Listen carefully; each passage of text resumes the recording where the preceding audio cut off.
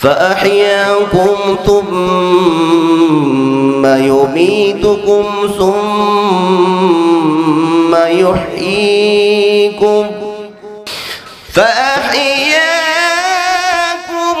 ثم يميتكم ثم يحييكم ثم إليه ترجعون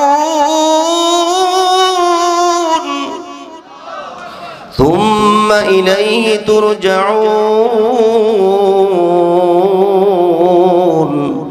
আল্লাহ জানা দিলে বান্দা তোমাকে আমি আল্লাহ জীবন দিলাম, জীবন দেওয়ার পর আবার তোমার মরণ লাগবে, মরতে হবেই হবে, কোনো সন্দেহ নাই। ওরে আমার বান্দা, এত সুন্দর জীবন আমি আল্লাহ তোরে দিলাম, মার গর্ভ থেকে আজও পর্যন্ত খাওয়াইলেন, পড়াইলেন, সব কিছুর ব্যবস্থা কে করছে? আরো জোরে কোন কে? আল্লাহ করছে না বাবাই করছে? কথা কয় না। অনেক লোকেরা, অনেক যুবকরা বলে বাবার হোটেলে খাই, আছে না নাই? বাবার হোটেলে খায়, বাবারে খাওয়ায় কে? কথা কয় না। বাবারে খাওয়ায় কে? বাবার হাত দিয়ে তোমারে খাওয়ান কে? মাঝখান দিয়া তোমার বাবা হলে একটা ওসিলা। ওরে আল্লাহর গোলাম, তুমি যদি মনে করো না বাবার সম্পদ দিয়া খাইলাম, বাবার হাত, বাবার হোটেল দিয়া খাইলাম, এটাও শিরিক হয়ে যায়। কথা কোন ঠিক কি না? খাওয়ান কে? পরান কে? সব কিছু যা যা দরকার সব কিছু কে দিয়ে থাকেন? বিশ্বাস হয় কিনা জোরে কন, জোরে কন। বিশ্বাস আছে না নাই? যদি বিশ্বাস না থাকে তাহলে বুঝতে হবে তোমার ঈমান নাই। ওরে আল্লাহর গোলাম, যা বলতেছিলাম, আল্লাহ বলে এত সুন্দর করে জীবন দিলাম, এত সুন্দর জীবন দেওয়ার পরও তোমার আবার মরা লাগবে। সুম্মা ইউমীতুকুম, মরতে হবেই হবে, মরা তো লাগবে, মরা তো লাগবে। ওরে আমার গোলাম, দুনিয়ার জমিন থেকে যাওয়া লাগবে, এতে কোনো সন্দেহ নাই। কবরের যাত্রী হওয়া লাগবে, কোনো সন্দেহ নাই। ওরে আল্লাহর গোলাম, একটু মনে রে বাবা, মনটারে বুঝাও, আমার তো মরা লাগবে। কোন সময় না জানি আজরাইল আসিয়া আমার সামনে আসিয়া যায়, আমার সামনে আজরাইল জানে কেমন চেহারা নিয়ে হাজির হয়ে যায়। ওরে আল্লাহর গোলাম, তুমি একটু বাবা, একটু মুরাকাবার হালাতে বসো, একটু বসো।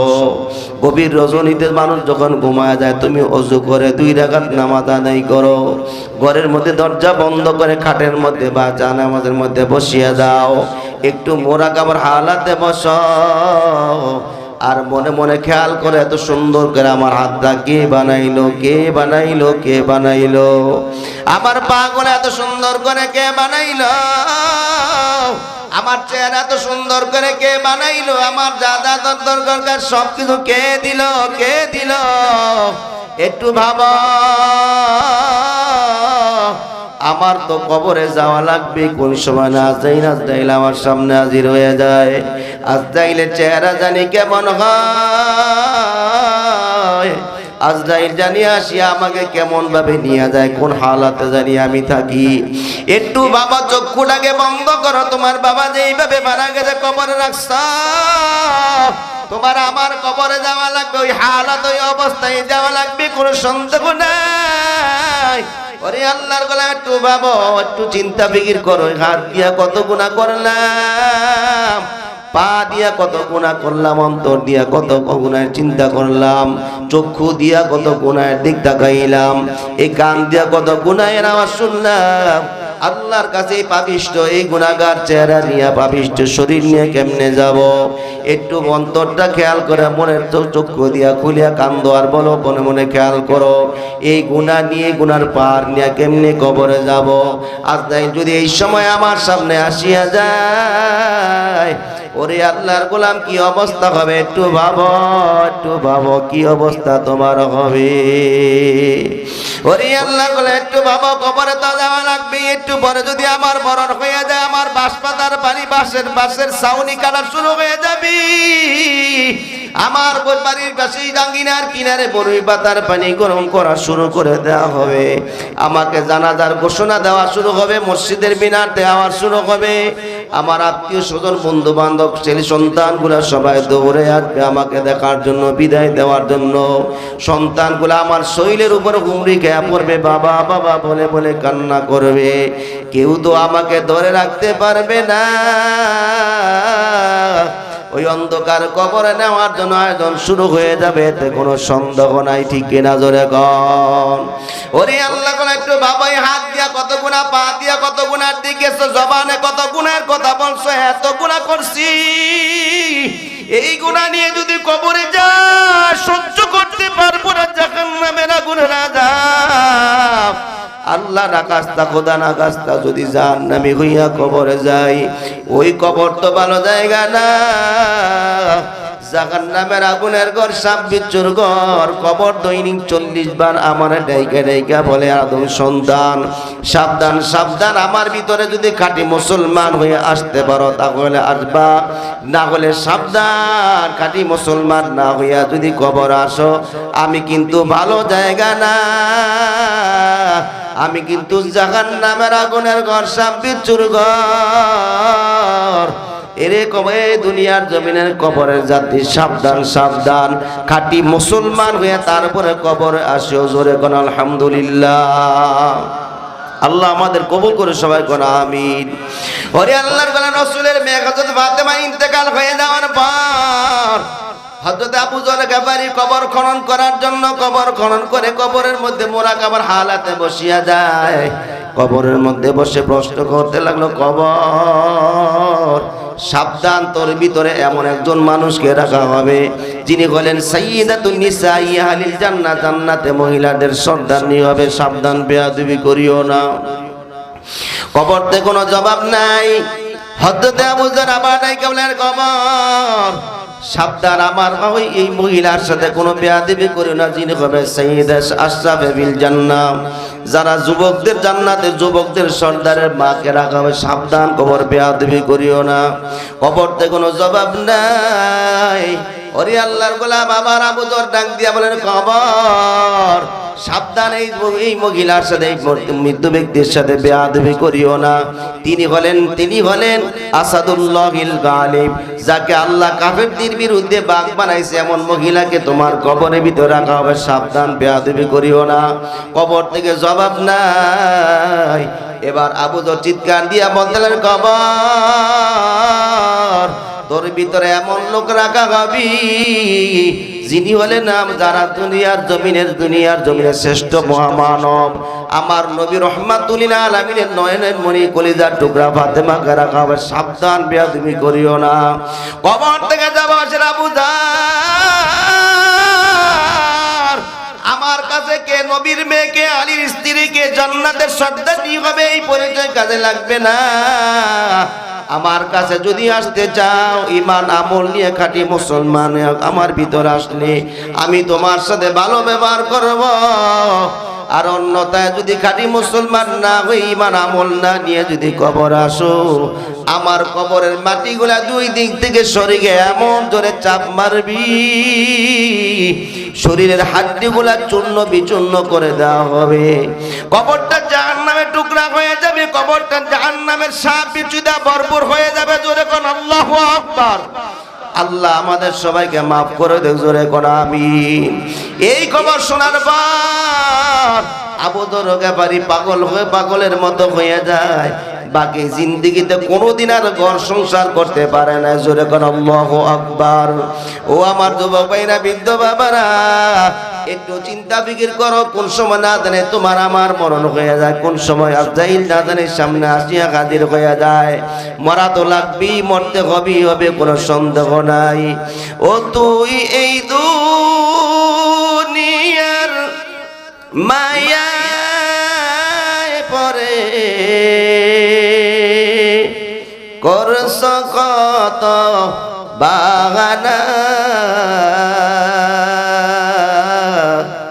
এ যে নয় তোরা আসল বাড়ি, কবর যে তোরা আসল ঠিকানা। ও তুই এই দুনিয়ার মায়ায় পড়ে করছ কত বাগানা, এ যে নয় তোরা আসল বাড়ি, কবর যে তোরা আসল ঠিকানা।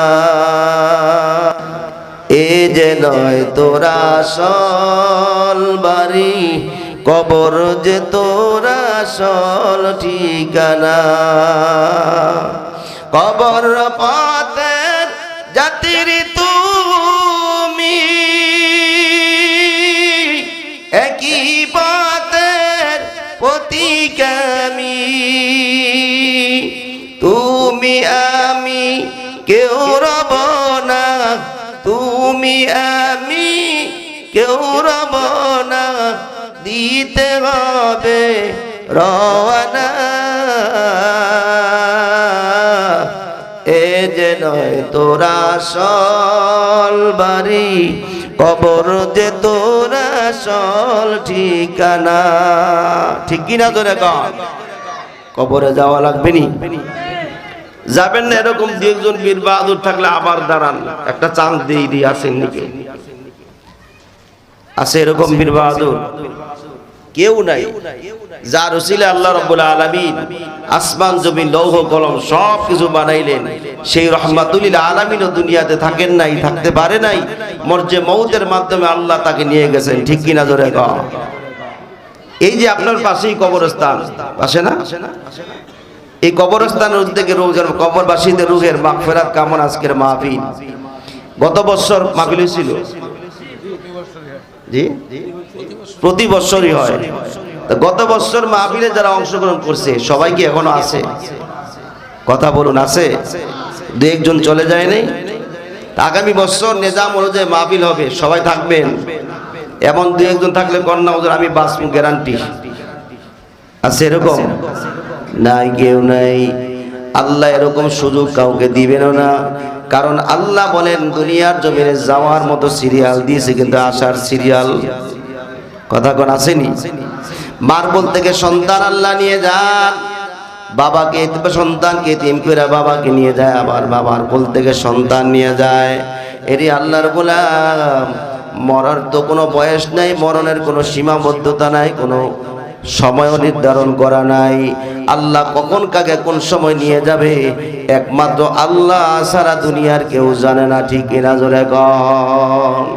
ওরে আল্লাহ বলে একটু বাবা, মরা তো লাগবি। আল্লাহ বলে তোমার তো মরা লাগবে, কোনো সন্দেহ নাই, মরতে হবেই হবে, কোনো সন্দেহ নাই। এমন ভাবে তুমি মরো যাতে আল্লাহর খাঁটি গোলাম হইয়া তারপরে মৃত্যুবরণ করো। ঠিক কিনা জোরে কন?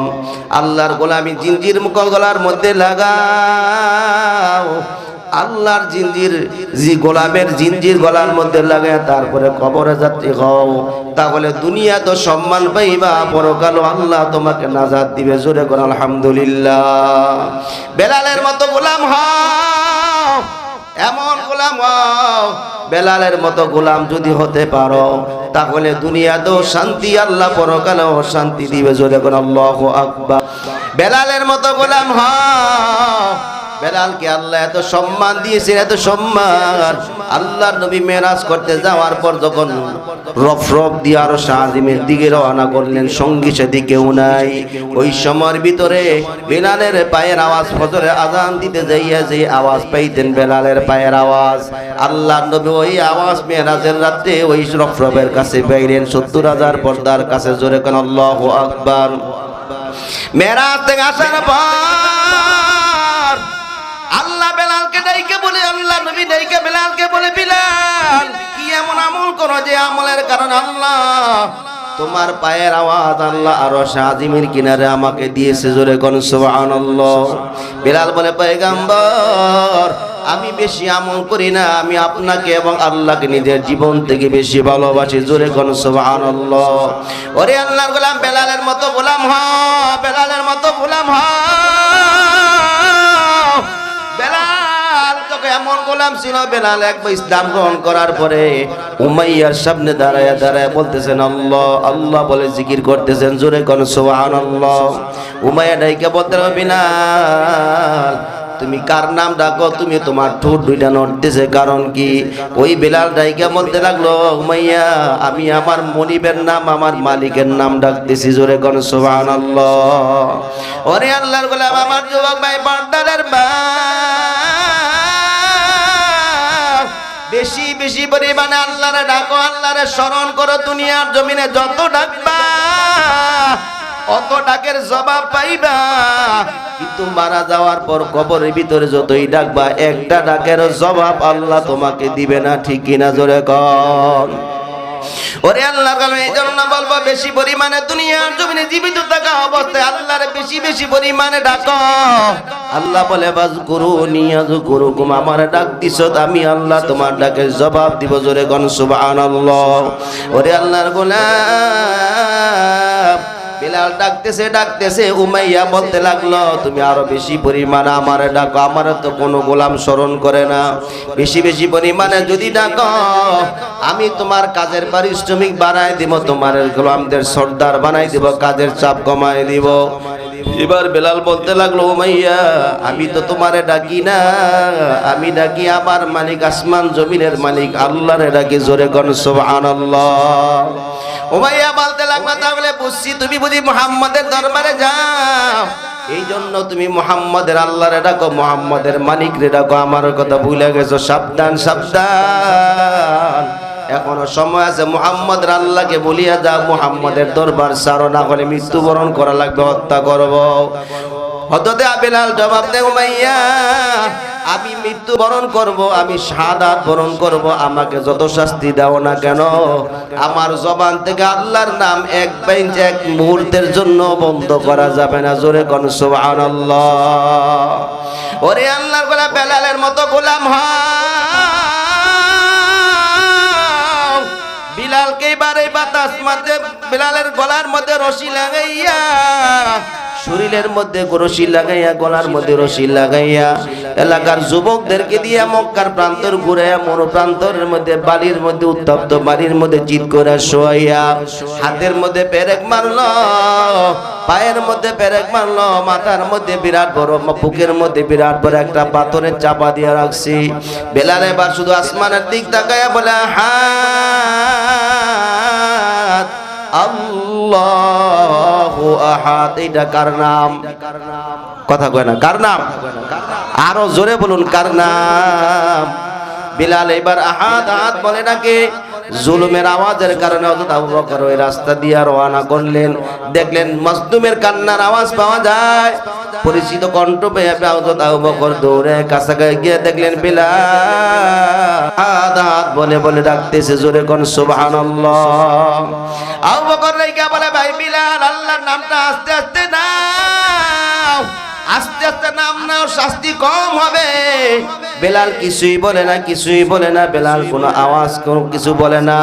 আবু বকর চলে যাওয়ার পর বেলালের আওয়াজ আরো বেশি পরিমাণে বেজে গেছে, জোরে কোন সুবহানাল্লাহ। আবু বকর আবার রাস্তা দিয়ে হাঁটতেছিলেন, এসে দেখলে এখনো বেলালের আওয়াজ আরো বেশি। দৌড়ে গিয়ে বলে, ভাই বিলাল তোমার না বলছিলাম আল্লাহর নাম আস্তে নাও, আস্তে নাও, তাহলে শাস্তি কম হবে, তুমি কেন আল্লাহর নামটা জোরে নাও, আস্তে একটু আস্তে আস্তে নাও। এবার বেলাল কান্দার বলে, ভাই আবু বকর আমি যত বেশি আমার মালিকের নাম আল্লাহর নাম নেই, অত বেশি আমার ওই শাস্তি আমার কাছে শাস্তি মনে হয় না। আল্লাহর নাম যতই নেই অত বেশি আমার কাছে ভালো লাগে। আল্লাহর নামটা এত মজা, আমার মালিকের নাম এত মজা, যতই জোরে ডাকি ওই শাস্তি আমার কাছে শাস্তি মনে হয় না। জোরে কোন আল্লাহু আকবার। ওরে আল্লাহর গোলাম আবু বকর দৌড়ে পয়গম্বরের কাছে গিয়া সালাম দিয়া বলা, পয়গম্বর আবু বকরকে বিলালকে দেখছি এরকম চাপা দিয়ে রাখছে, হাতের মধ্যে পেরেক, পায়ে পেরেক মারছে। আবু বকরকে আবু বকর বলার পর পয়গম্বর ডেকে বলে, ভাই আরে আবু বকর বেলালকে যে আজাদ করে দিবে, খরিদ করে যে আজাদ করবে, আল্লাহ তাকে জান্নাত দান করবে, জোরে কোন সুবহানাল্লাহ।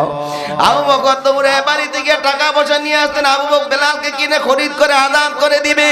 আল্লাহর নবী ডেকে বলে, আবু বকর তুমি এক আদান করবে না, ওই বেলালকে খরিদ করতে যাইয়া কিছু টাকা আমি নবীও দিতে চাই, কারণ কিয়ামতের ময়দানে আমি আল্লাহর কাছে বলতে পারবো আমি নবী মুহাম্মদ ও বেলালকে খরিদ করার জন্য আমিও কিছু টাকা দিয়েছিলাম। জোরে কোন সুবহানাল্লাহ।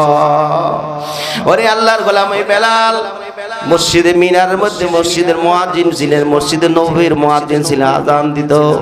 যখন ইসলামের মধ্যে সাহাবায়ে কেরাম মুসলমান বাড়তে শুরু করে দিল, ধনী মানুষও মুসলমান হতে লাগলো, এলাকার প্রভাবশালীরাও মুসলমান হতে লাগলো। তখন এলাকার কিছু লোকেরা যাইয়া আল্লাহর নবীর বদলে পয়গম্বর, বেলাল তো কালো মানুষ, বিশ্রী মানুষ, তার ঠোঁটটা মোটা, আওয়াজ সুন্দর না, কণ্ঠ ভালো না, আবার তোতলা মানুষ, এরে দিয়ে আজান বন্ধ করে দেন। যেহেতু সমাজের মধ্যে প্রভাবশালী ধনী মানুষ, শিক্ষিত মানুষ মুসলমান হতেছে, ভালো একজন শিক্ষিত মুয়াজ্জিন রাখেন। আল্লাহর নবীও পরামর্শ দিলেন ভালো একটি মুয়াজ্জিন রাখার জন্য।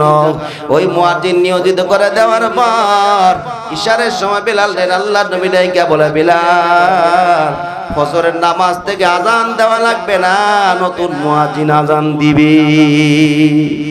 ওরে আল্লাহর গোলাম, আল্লাহ সুন্দর আর কালো দেখবে না, আল্লাহ কালো লম্বার মোটা ছোট দেখবে না, মোটা চিকুন দেখবে না, আল্লাহ দেখবে মানুষের কলব। জোরে জোরে কোন সুবহানাল্লাহ। ইয়াউমা লা ইয়ানফাউ মালু ওয়ালা বানুন ইল্লা মান আতাল্লাহ বিকলবিন সালিম, ইল্লা মান আতাল্লাহ বিকলবিন সালিম। আল্লাহ জানা দিলেন, ও দুনিয়ার জমিনের মানুষেরা, তোমার সন্তান সন্ততি, তোমার টাকা পয়সা বাড়ি গাড়ি কিচ্ছু ওই দিন কাজে লাগবে না, কোনো উপকারে আসবে না। শুধু একমাত্র দেখবো আল্লাহ বিকলবিন সালিম, তোমার মনটা, তোমার ভালো মনটা আমি আল্লাহ দেখবো। এই মনের ভিতরে কানে জায়গা দিয়েছো। জোরে কোন সুবহানাল্লাহ। বেলালকে জানিয়ে দেওয়ার পর বেলাল এবার মসজিদের খুঁটির মধ্যে দরিয়া দাঁড়ায় দাঁড়ায় কান্দি আর বলে, আল্লাহ আমার কি অন্যায় ছিল, আমার কি দোষ ছিল? তুমি তো তোতলা বানাইছ, আমি নিজে তোতলা হই নাই, তুমি আমার তোতলা তো তুমি বানাইছো। আমি তো কালো হই নাই, তুমি আমার কালো করে বানাইছ। ও মালিক, আমার কি অন্যায়, আমার কি অন্যায় হয়েছে কি মালিক, আমি কি অন্যায় করলাম? মসজিদের আযান যখন দিতাম, যখন আশহাদু আন্না মুহাম্মাদুর রাসূলুল্লাহ বলতাম, আল্লাহর নবীর চেহারার দিক তাকাইতাম, নবী আমার দিক তাকায় মুস্কি মুস্কি আসতে, কিন্তু আমি ওই বরকত থেকে মাহরুম হয়ে গেলাম। সকাল হয়ে গেছে, সুবে সাদেকের সময় পার হয়ে ফজরের সময় হয়ে গেল। নতুন মুয়াজ্জিন আযান দিলেন, আল্লাহু আকবার, আল্লাহু আকবার। নতুন মুয়াজ্জিনের কণ্ঠের আওয়াজ শুনে সাহাবায়ে কেরামদের ঘুম ভেঙে যায়, সারি সারি দলে দলে মসজিদে মুসল্লি আসা শুরু করলেন। সাহাবায়ে কেরাম জমাট হয়ে গেলেন। নতুন মুয়াজ্জিন আযান শুনে সবাই সন্তুষ্ট, কিন্তু যতই সময় যায় কিন্তু সকাল আর হচ্ছে না, সকাল আর হইতেছে না। কারণ কি? অনেকক্ষণ হয়ে যাওয়ার পর সবাই পেরেশান, আল্লাহর নবীও পেরেশান, সাহাবায়ে কেরামও পেরেশান। কেন সকাল হয় না এখনো, কেন সকাল হয় না, অন্ধকার কেন বাড়তেছি? কিছুক্ষণ পরে আসমান থেকে জিবরাইল আলাইহিস সালাম দিলেন, পয়গম্বর আজকে কি মসজিদে নববীর মধ্যে আযান হয় নাই? কারণ কি এখনো আযান কেন হয় নাই? আল্লাহর নবী বলে, আজকে আযান এত সুন্দর আযান হইছে, নতুন মুয়াজ্জিন দিয়া সুন্দর কণ্ঠ দিয়া আযান দিয়েছে। জিবরাইল বলতে লাগলো, আযানের আওয়াজ আল্লাহর আরশে আযিমের কিনারে না যাওয়ার কারণে এখন আর সকাল হয় নাই। আজ বেলাল যখন আযান দিত আল্লাহু আকবার বলার পরে সাথে সাথে আল্লাহর আরশে আযিমে গিয়ে ধাক্কা লাগতো। ও মালি, ও আমার পয়গম্বর, এরকম তাড়াতাড়ি সময় আছে, বেলালকে দিয়া তাড়াতাড়ি আযান দেন, না হলে কিয়ামত পর্যন্ত রাত্রি থেকে যাবে, কিন্তু সকাল আর সকাল হবে না। আল্লাহর নবী বুঝতে পারিয়া বেলালকে খোঁজা লাগলো, দেখে বেলাল মসজিদের কোণারে বসে বসে কাঁদতেছে। আল্লাহর নবী বেলালকে ডাক দেন, বেলাল আল্লাহ তোমার গোলামিয়ত এত পছন্দ করছি, তোমার আজানের ধাক্কা আরশে আজিমে যাওয়া না যাওয়া পর্যন্ত সকাল হবে না। জোরে জোরে বলেন আল্লাহু আকবার, আরো জোরে বলুন আল্লাহু আকবার। এই আল্লাহর গোলাম, এই জন্য বলবো বেলালের মতো গোলাম হও, এমন গোলাম হও যে গোলামের কারণে দুনিয়ার জমিনে জান্নাতের সার্টিফিকেট নিয়ে কবরে যাইবা। জোরে কোন সুবহানাল্লাহ। কষ্ট হইতেছে আপনাদের ভাইরা আমার? একটি ঘটনা বলবো, কারণ পাকিস্তান নাম শুনছেন না আপনারা? পাকিস্তান আছে না? নাই? পাকিস্তানের এক জায়গার নাম হলো নিশাপুর। রেল স্টেশনের মাস্টার কাউন্টারের ভিতরে, ঘরের কাউন্টারের ভিতরে বসা। রাত 11টা কি 12টা হবে, একজন আলেম বাহিরে দাঁড়িয়ে আছে। গভীর রাত হওয়ার কারণে কাউন্টারের মাস্টার ডাইকা তারে ভিতরে নিয়ে আসতেন। হুজুর আপনি বসেন কেন, বাইরে দাঁড়াইছেন? এবার টিকিট কাউন্টারের মাস্টারের ডান হাতটা ব্যান্ডেজ করা। গভীর রাত হওয়ার কারণে টিকিট কাউন্টারের মাস্টার তার নিজের হাতের ব্যান্ডেজটা খুলতে লাগলেন। আর অমনি ওই হুজুর তাকায় দেখতে পাইল, আলেম সাহেব তাকায় দেখতে পাইলেন ওই টিকিট কাউন্টারের মাস্টার তার যত ব্যান্ডেজ খুলে ভিতর থেকে মেশকের মতো গ্রান আসতেছে। জোরে কোন সুবহানাল্লাহ। অজানা এত সুন্দর গ্রান, এত সুন্দর গ্রান তো কখনো ওই আলেম সাহেব শুনেও নাই, দেখে নাই। জিজ্ঞাসা করতে লাগলো, বেন্ডি যত খুলতেছে এত গ্রান কোথেকে বের হইতেছে, কারণ কি? একটু পরে দেখলো ভালো হাত বেন্ডিজ করে রাখছে, কোনো কাটা নাই, চিরা নাই, কোনো শিলিও নাই। ভালো হাত কেন বেন্ডিজ করে রাখছেন?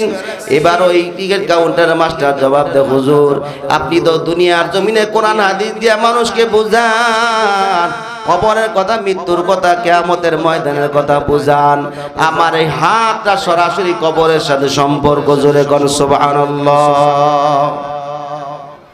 বলমুনি এরে আল্লাহর গোলাম।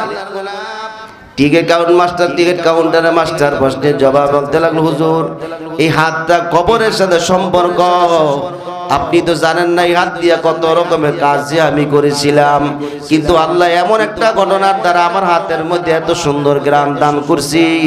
এই হাত এত দামি, এই হাতের মধ্যে জান্নাতের হাউজে কাউসারের পানি লাগছে। জোরে কোন সুবহানাল্লাহ।